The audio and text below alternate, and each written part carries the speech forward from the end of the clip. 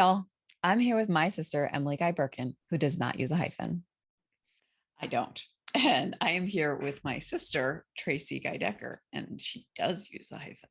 I do. And together we are Lightbringers, where we illuminate the deeper meaning of the crime-solving devil TV show. And yeah, we are overthinking it. We are. And so for today's episode, Em, we are overthinking. Well, we may rethink also, but we're overthinking 319 and 320. Orange is the New Maze and the Angel of San Bernardino. And, I'm realizing in this rewatch with you that because I binged it the first time I watched it, and then I just returned to like, not even whole episodes, but like the scenes that I love, that there's a lot of nuance and emotion that I missed because I binged it. So I just was like, oh, what's going to happen next? But now watching with you, I'm watching 2 a week. And so I'm able to really like sit in the emotion. And these 2 episodes are really thick with emotion. They are. Yeah. So in Orange is the New Maze, it's really interesting that it really pushes this whole idea of Maze as a demon. And is she actually like possible on a redemption? Actually, both of these episodes in some ways like are push-pull on Maze and what kind of person this demon is, and if she is redeemable, and if her relationships are genuine, and like just it really is a push-pull on that character in both of these 2 episodes. So with the first episode, because she is the prime suspect in this murder that happens with her blade, and then the way she reacts to the other people, it's really fascinating. It's definitely, sometimes we talk about like, I think we've said this before, like there are scenes where I'm like, yep, that totally makes sense. I could see myself on a writing team writing that. I'm not sure that I certainly wouldn't have generated sort of the story arc and the ways in which Maze reacts and interacts with the other characters, realizing that she is the prime suspect. I believed it. Like I thought it was believable, but it was outside of the ways that I would have thought about it. So that was really interesting, agitational in a good way for me. What I find interesting about these 2 episodes is that Lucifer is almost unforgivably awful in them.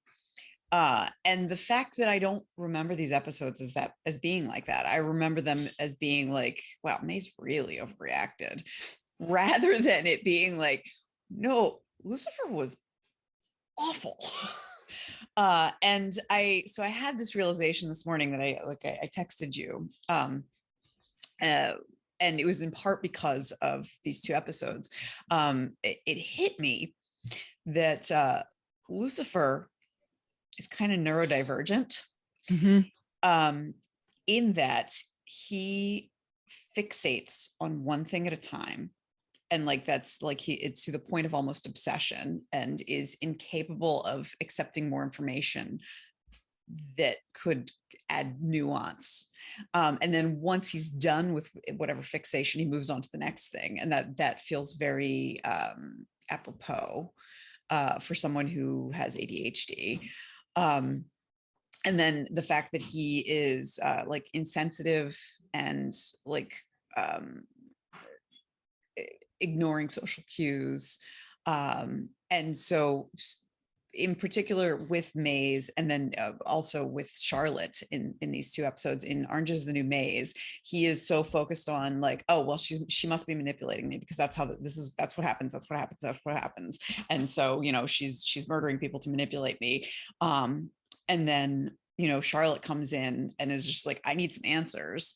And he's just like, all right, here you go. But here they all are, without any regard for what that's going to do to her. And it's almost unforgivable. And the way that he treats Maze, like the immediate assumptions all about him. And then at the end, when he says to her, like, no, I can't take you back. I can't lose you, which for a second, it's like, okay, he is acknowledging her importance to him. And then immediately goes into not you too, because he's the center of the universe.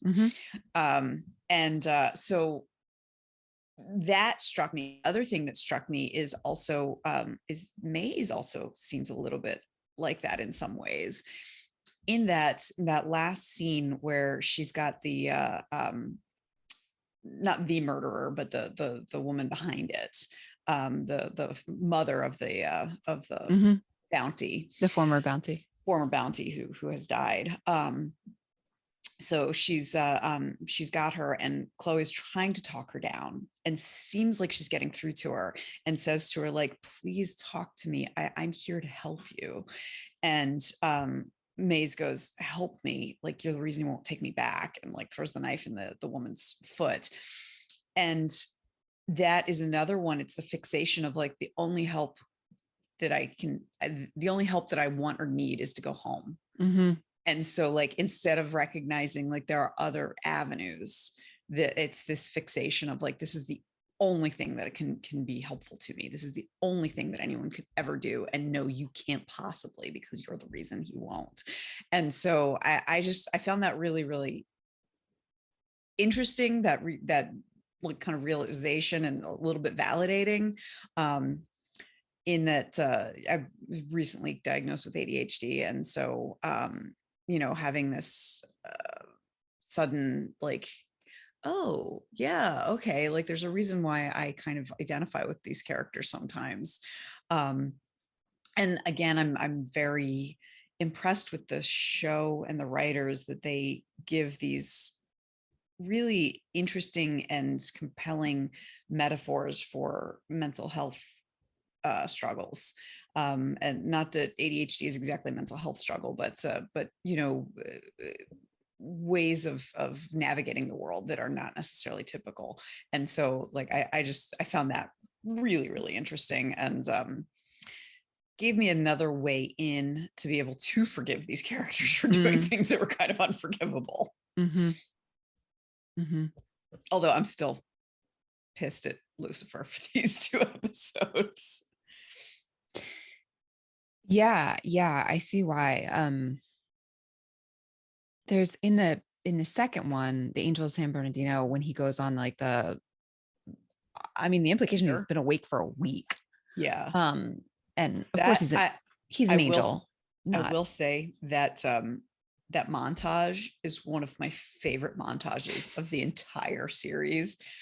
Like I've watched it over and over again, just the montage, even though it's like, painful is not the right word, but it's just like, this doesn't look fun at all, but I will watch it again. Yeah. It is fun in a rewatch to see where the Bones fascination with the show Bones came from, to see the origination of that, because that becomes a thing. Like it pops up. So that was kind of fun. But what I was thinking of is that once again, praising Ellis's performance, like when he's in the precinct after having been awake theoretically for a week, and he's just like totally like strung out and acting weird. It was very believable. And actually in that moment, I understood it, but I also was a little bit frustrated with Chloe, that she was so, clearly the man is not okay. Right? Like in so many ways, he's not okay. And that she got as frustrated as she did, as quickly as she did. Not that she doesn't have a right to be frustrated. She totally does. And also I wanted her to have, I don't know, maybe 2 beats longer of compassion before she like threw her hands up, because he was clearly there's something agitated really beyond his typical weirdness, so that, anyway, that was just when you're talking about sort of forgiving unforgivable, I don't think what Chloe did was unforgivable, but it did linger for me a little bit. So within Orange is the New Maze, one of the things I appreciated was getting a chance to see how Maze works as a bounty hunter, Mm-hmm. and the fact that she's actually very intelligent. I mean, she's really quick to understand connections, like the going to find the bondsman and realizing, because he's got The bowling pins the and stuff bowling in pin the pond in in the. Mm-hmm. yeah, that, oh, okay, so and that one's right across the street, let's check there. Mm-hmm. So like that, I really I appreciated getting a chance to see that, particularly since we have not really seen her competence at anything other than the violence. And the goddess used to make fun of her as being not very, Incompetent, yeah, and yeah, not bright. yeah. We did in Mr. and Mrs. Mazikeen Smith. I think we saw some of her You're right. competence as a bounty You're hunter right. and as a tracker Yeah. and etc. True. That's true. So I guess it's more, it's fun to get back to that. Yeah, for sure. And then her response to him in Orange is the New Maze, when he says, I can't lose you, not you too. And she was like, I'm always going to be your consolation prize. I feel like you get a little bit better understanding of why she's spinning out so much, because she says, nobody ever puts me first. Mm-hmm. Because even Linda, who did put their friendship first, didn't do it until after she hadn't. You know, she put it second originally. Until Maze was hurt by it. Yes. Yeah. Yes. Mm-hmm. Even though Maze had said, I really don't want you to do this. So, and to your point in a previous episode, like what Linda and Amenadiel had was real and deserved more than this, because it wasn't like they were just having some fling. Mm-hmm. It wasn't like this was immediately after she and Amenadiel broke up. It's, you know, this was a true emotional connection that could have been a really important relationship. But at the same time, you know, there is something to like, nobody's putting me first. For sure. Yeah. Definitely. And that's got to be like, that's painful. That's really painful. That's, I'm everyone's consolation prize. Why am I doing any of this? And I can't even go home and be, you know, lick my wounds where I feel most comfortable. Right. Yeah. Yeah, for sure. Poor Maze. Poor Maze. Yeah. But then, and seeing Cain manipulate her at the very end, that felt like, okay, I'm really seeing how capable he is at manipulation. And we've talked before about how some of this is just the acting, Tom Welling's acting, and against Lauren German's acting it doesn't feel like it. Like when he calls, he's just like, we'll have dinner and you're the dessert, and or whatever it is that he says. I'm like, thousands of years, that's the best line you come up with. Thousands. Well, English is not his first language.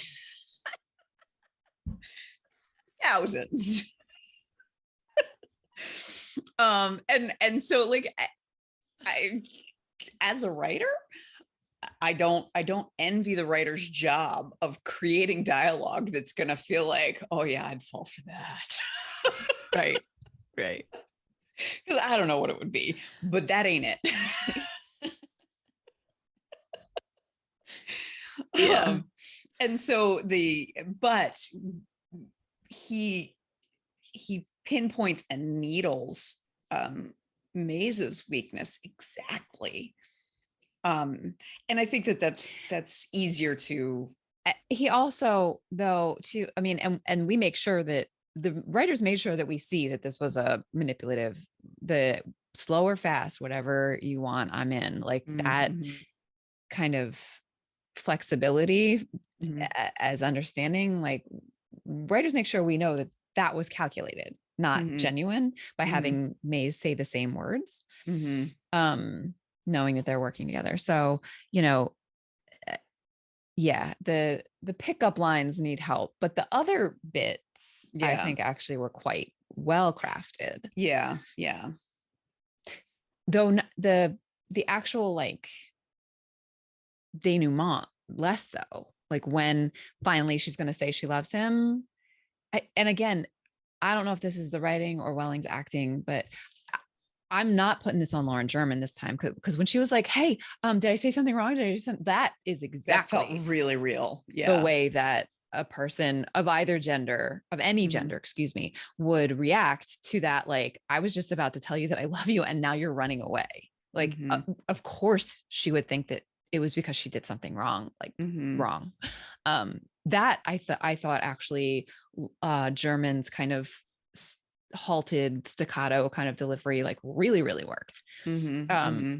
Welling's less so. Like, I didn't buy the angst or the change of heart or the I can't hurt her. Like, I just didn't. I don't know. I'll say the moment when he's on the stairs and they have no sound. It's right. I think it's just music. But you see him like yelling and throwing the helmet. Yeah. Yeah. That felt realistic. Maybe because he didn't have to say anything. Yeah. I bought that too. I think it's that I didn't buy, and maybe this is me projecting what I know of what's to come backward, because when Lucifer confronts him, he says, "Do what you must. I deserve it." So the implication of the writings that we're supposed to believe that Cain, Marcus Pierce, like, is having real feelings for Chloe and can't stand that what he's doing is going to hurt her. And that's why he's having this crisis. For whatever reason, I just don't buy it. Yeah. Like, I buy that Cain would have the crisis because it's like, this is what I've been searching for, and now I don't want to die. Which I think is where we end up. And maybe I'm projecting that because I know that's where we're going to end up. Sorry, y'all, spoilers. But I don't know what in this rewatch, I wanted to believe it. I wanted to believe the, like, do what you must because I deserve it. But I just didn't. Some of it is, it puts too much pressure on Chloe as a person to be like, to have multiple celestials fall in love with her. Like that flattens her as a character. Like she's no longer a unique person. She's just an object that, like, she's the MacGuffin. Yeah, because part of what was so special about her relationship with Lucifer is, like, she was special to him. So to say that she's just special, in the abstract, and anyone would fall in love with her if they spent enough time with her.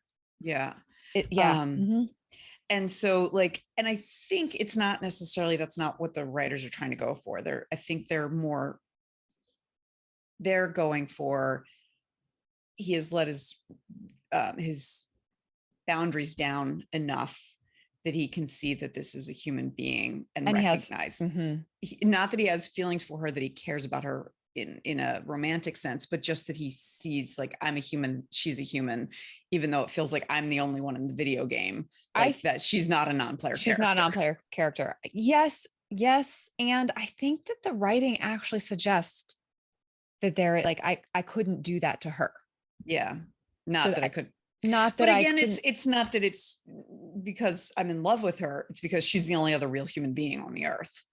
Do you know what I mean? Like, yeah, that's a nuance that I'm not sure Tom Welling conveyed. I'll give you that. That wild turkey him.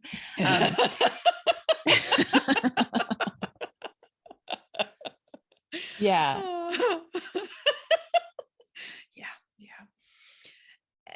And well, and it's frustrating because I feel like we do get the real pathos when the Toms are acting off of each other.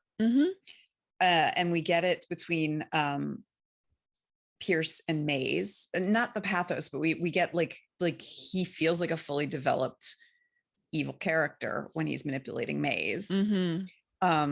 It's just that we're pushing on this love triangle that just doesn't work. And I don't know if if it would work if we had someone of Tom Ellis's caliber In that role. in that Yeah. role. That's an Yeah. interesting hypothetical. Yeah. Yeah. I think So we could have Tom Ellis play every character, you know. that's some major editing, but that would be pretty cool. So I'm thinking about the scene though, when I don't remember how Lucifer realizes what's happening, but he's like rushing, like he's driving to um intercept, and they do the split screen with Ellis in the convertible, and then the two of them, right? Like driving home or whatever. Like it was interesting that they juxtaposed that in that way, because in those two juxtaposed scenes, Lucifer just looks, well, to your point about the ADHD, like absolutely obsessed and driven, and a little bit like off his rocker. Yeah, a little scary almost. A little Yeah. bit, yeah. And Welling is as charming as he's able to be, I think, in the same scene. Um, and so and so there's an interesting sort of juxtaposition with this like wildness out of Lucifer, which is actually driven by genuine affection and concern, and this charm, literally juxtaposed, which is driven by self-serving. Selfish. Yeah. Yeah. And really like complete disregard in some ways for Chloe. So I thought that was a really, like, just as a viewer kind of taking it in, I thought that, which they don't do that very often. Like that is not a cinematic style of this show. I don't know if it was a different director or what, but sort of that split screen effect, we don't get that very often in Lucifer. So it stood out to me that we had it here. Yeah. Well, and it's just to in terms of the performance, I want to point out Leslie Ann Brandt's performance when she reveals things to Lucifer is like genuinely chilling. Totally. It was my idea. Yeah. Like in it, like in his space like that. Yeah. And then that's again where it feels like this is almost something you can't come back from. You know, this level of manipulation. Though, to your point from our last episode that you gleaned from the AV Club review of the previous episodes, like Lucifer and Maze pummel one another. Yes. They do it literally, physically, and they do it emotionally, and have been from the millennia. pilot. Yeah. So, I mean, just in terms of the like not coming back from it. Yeah. Well, and there comes a point, I think it's in later seasons, where Maze says to him, like, "You're not still mad about that time I betrayed you?" And he's like, "What, am I a human? No, of course not." Yeah. So yeah, it's more that Chloe is wrapped up in the net. That's kind of awful. Yet Maze is angry at Chloe too, and actually says to Pierce, like, you know, respect, that's really going to hurt her. Wow. And that just feels so unfair because Chloe hasn't done anything wrong. But Maze is she's too wrapped up in her own pain. Yeah. So but it's these are fun episodes that are also hard to watch in a way. Yeah. I mean, even so we already said, I totally believe wait, did I say something wrong? And then the next scene that you see her, when Lucifer knocks on the door, like a crazy person, I gotta stop saying that. I apologize. Lucifer knocks on the door in a very insistent and in a way that is not sort of socially acceptable. Yes. And Trixie opens the door and just opens it wide so he can see her. The pathos of having the 10-year-old like taking care of her mom in that way. I mean, and like German's just sort of sitting there looking I don't morose, but the real pathos, I mean, kudos to the writers on that, by having the child just be like, look, that actually I found very powerful. That was very powerful. Yeah. And another moment of like, screw Lucifer for like, come on, like his impulse is not to go comfort her, but to go confront Pierce, which feels a little effed up. Yeah. Like she was clearly hurting so much. He didn't even greet her. Yeah. He just turned around to go confront Pierce, which is in line with I'm the Punisher, but is not in line with the redemption arc that we've been given for him, which is genuine affection and care for this human being who's hurting. But that also gets to his single-mindedness. Yeah. Yes. Because he was going there to stop Pierce from hurting her. Right. Pierce had already hurt her. And so he was, and so that I gotta go. And he was in that sort of sleep deprived wildness, state. Yeah. Yeah. And that's, it's a shame because, like Trixie could have used an adult, because I can't, how upsetting. Like the last time she and her mother had spoken, she's like, oh, is he why you've been so happy lately?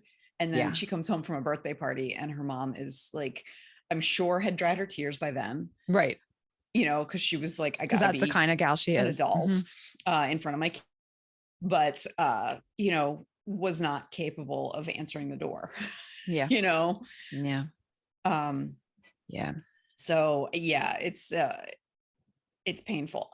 I do want to say, how did Marcus explain the loss of his tattoo to Chloe? She must not have. I mean, I guess he wore longer. I don't know. What are they never nudes when they have sex? Oh, right. Because they clearly are doing it. Yeah.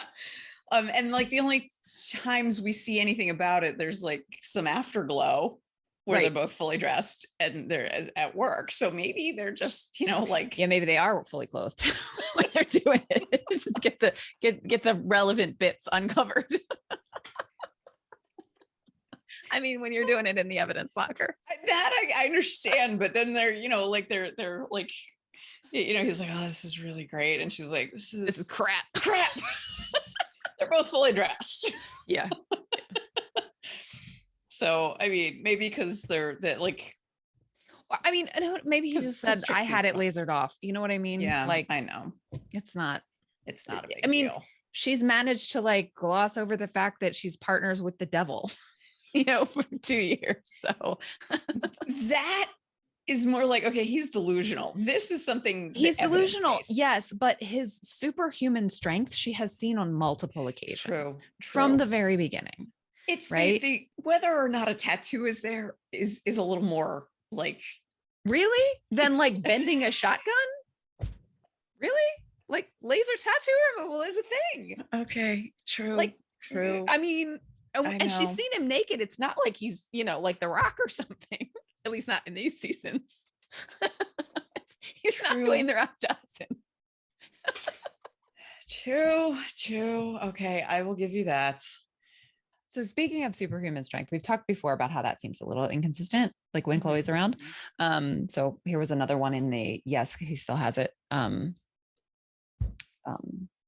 column.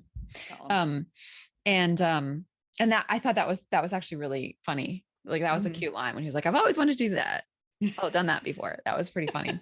There were a couple of there was one inconsistency that I noted, which I guess I could keep for fluff, but now I've started, so I'm just going to do it. Which is that they either didn't remember or didn't care that Lucifer names Gabriel's pronouns as he, him in this episode. I noticed that. But when we meet Gabriel, Gabriel's very much a woman. Yes. Yeah. That bothered me too. Which, like it's like they maybe were like, whatever, it was 30 seconds. It's fine. Just keep going. Yeah. But I noticed that. I did too. Yeah. So So I do want to take a moment to talk about Charlotte. Well, for one thing, the scene where Lucifer reveals his wings to her is that's redemptive on Lucifer's part with how horribly he treated her before. And where he's like, okay, we'll make this right in the only way possible. And then props to Tricia Helfer for like nailing her facial expression of like the awe of what she's seeing and the joy of being like, my greatest fear is not true. And you know, that's a conversation for another time, if we ever have it, of why her greatest fear is that she's crazy. Like what is that saying? What does that mean? Why is that such a terrifying thing for her? I have to say, it totally makes sense with the profile of the character that they, True. this like hard driving, very successful, very smart, in control. Mm-hmm. I mean, like being in control is Who she is Charlotte Richards' comfortable place. Like mm-hmm. that is her Mm-hmm. comfort zone. And so a mental health issue that would steal time and have her not in control. Mm-hmm. I mean, to me, it's very clearly the lack of control.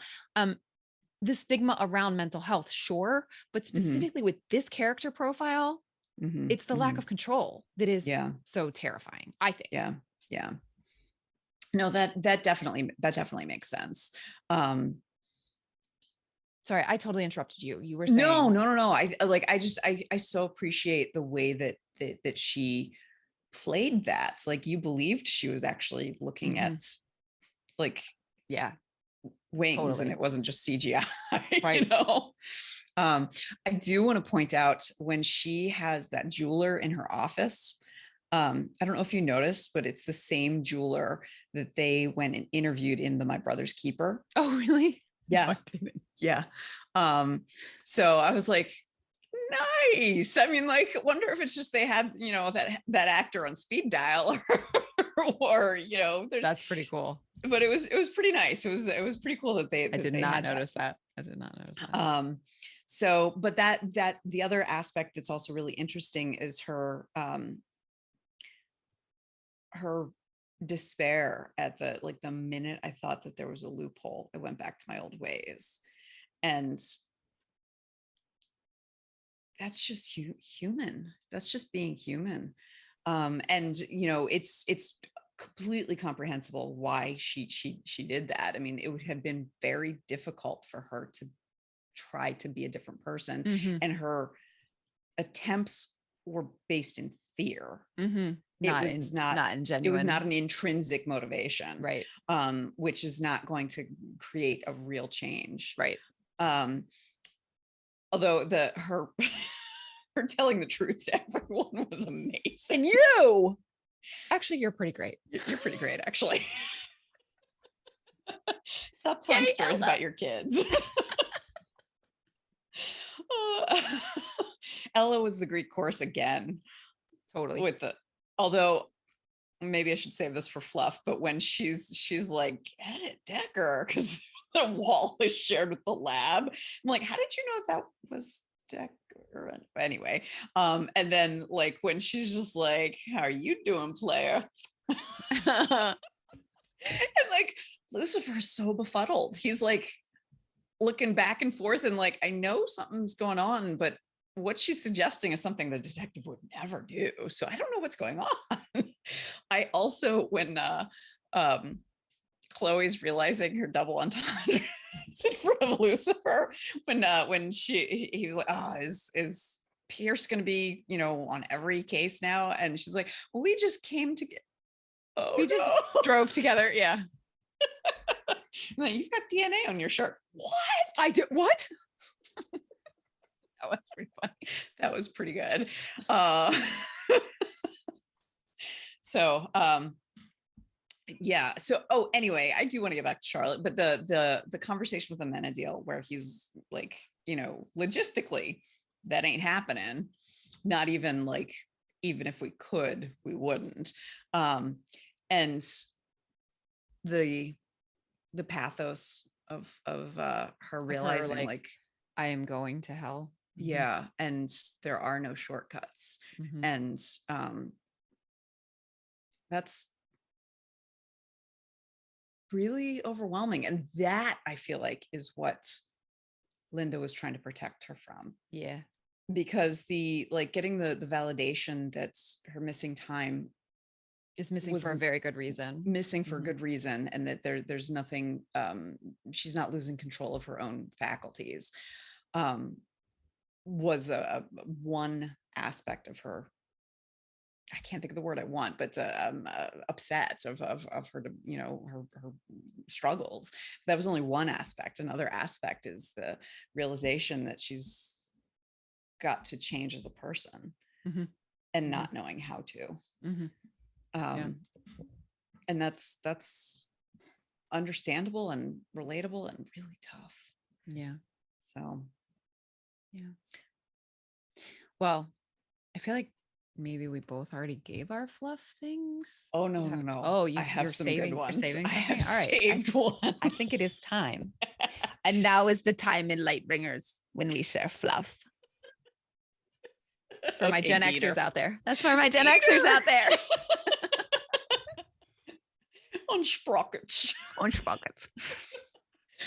Okay, so I was watching these in my office, and my spouse wandered in, and it was during Orange is the New Maze, when Lucifer and Chloe are leaving the conference room, not the conference room, the interrogation room, and he starts grabbing things. You're like, okay, we got to find the right thing. And so he grabs a stapler, and then he grabs a hoagie out of the hands of a like nameless uniformed cop. And my spouse, who has made it clear he does not like Lucifer, which it's good of you that you haven't divorced him yet. I know, he needs to know. To the point where he was saying this, and I was just like, I don't, you know, talk about you or say your name or anything like that, but I'm gonna out you. And he said you wouldn't.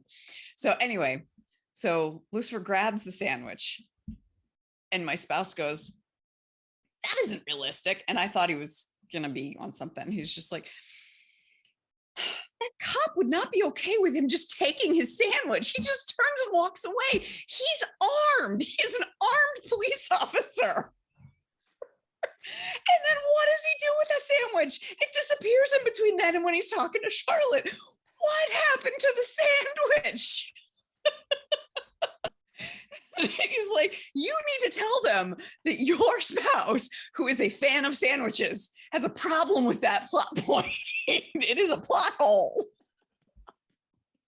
That does go like, yeah, but then he just wanders away. And like, to be fair to my spouse, most people would be like, hey, give me that. Yes. I was eating that. Yes. Oh, that's funny. But yeah, so that was one piece of fluff. And then the other was an appreciation fluff for Lucifer's French maid costume. Oh my gosh, yes. Yes.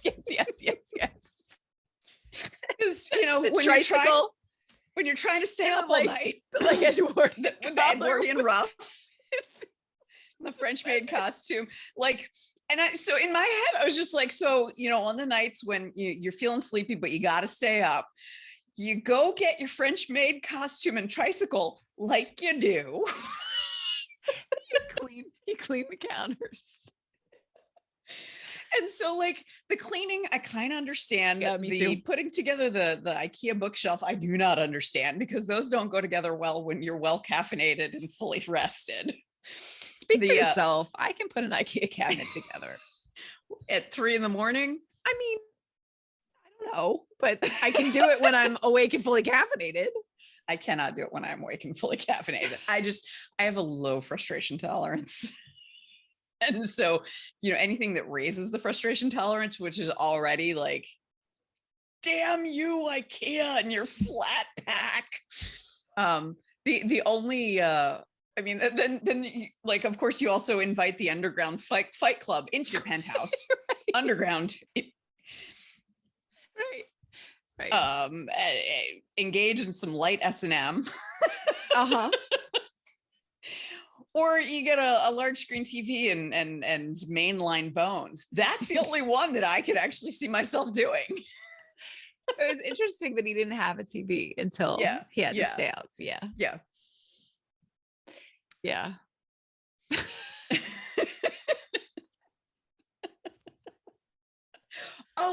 One other, I remember the other fluff I wanted to mention. It's the one that I texted you.